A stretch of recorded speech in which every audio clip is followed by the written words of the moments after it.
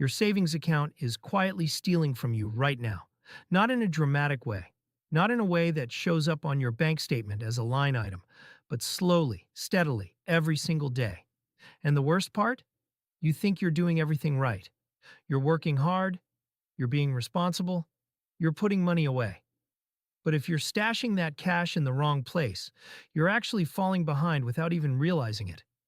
Today I'm going to break down exactly where your money should be sitting, where it absolutely should not be, and a simple three-bucket system that could genuinely change how you think about building wealth. Before we get into it, drop a comment below telling me where you currently keep your savings. I'm genuinely curious, and I'll be checking those comments throughout the day. So here's the uncomfortable truth. Saving money is only half the equation. The other half, the half most people completely skip, is where that money lives after you save it. Think about it this way. Imagine two people both manage to save $10,000. Person A dumps it into a standard savings account, earning around 0.01% annually. That's not a typo. 0.01%. Person B puts that same $10,000 into a high-yield savings account, earning somewhere between 3 and 4%. After 1 year, person A has earned basically nothing. Maybe $1. Person B has earned $300 to $400 just for making a smarter decision about where the money sits. Now multiply that gap over $50,000. Or $100,000. The numbers become genuinely hard to ignore. And here's where it gets really painful. Inflation typically runs somewhere around 2 to 3% a year. So if your savings account is giving you 0.01%, you're not just earning nothing. You're actively losing purchasing power every single year. That same $10,000 will buy you noticeably less stuff 12 months from now than it does today. Anyone who's been to a grocery store in the past few years already knows this feeling very well.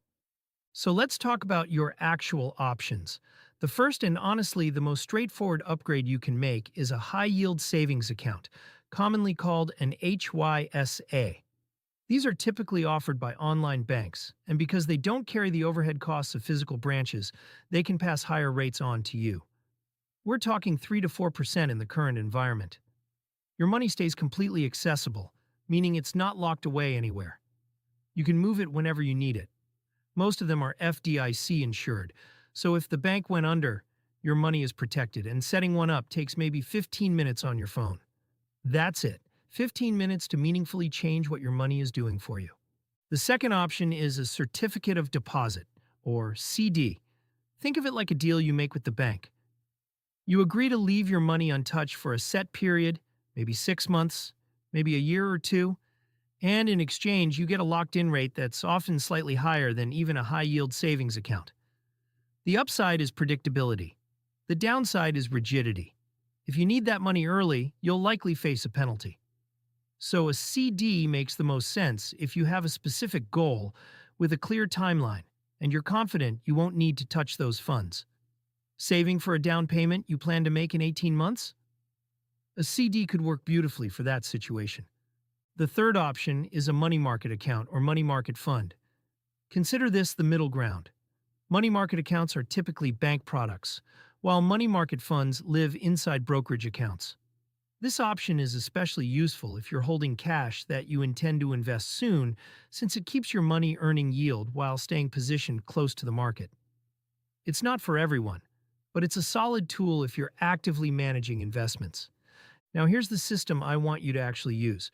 3 buckets. Bucket 1 is your emergency fund. This is non-negotiable. 3 to 6 months of living expenses, sitting in a high-yield savings account, completely separate from your spending money. This exists so that when life throws something unexpected at you, a medical bill, a job loss, a car breakdown, you don't have to panic, take on debt, or liquidate investments at a bad time. Build this first before anything else. Bucket 2 is your short and medium-term goals. Saving for a house, a wedding, a car, anything you need within roughly 3 years. Keep this in a savings vehicle, not the stock market. If the market drops 30% the month before you need that down payment, you're stuck waiting for a recovery you can't afford. Don't gamble with money that has a deadline. Keep it safe, keep it accessible, keep it earning yield. Bucket 3 is your long-term wealth.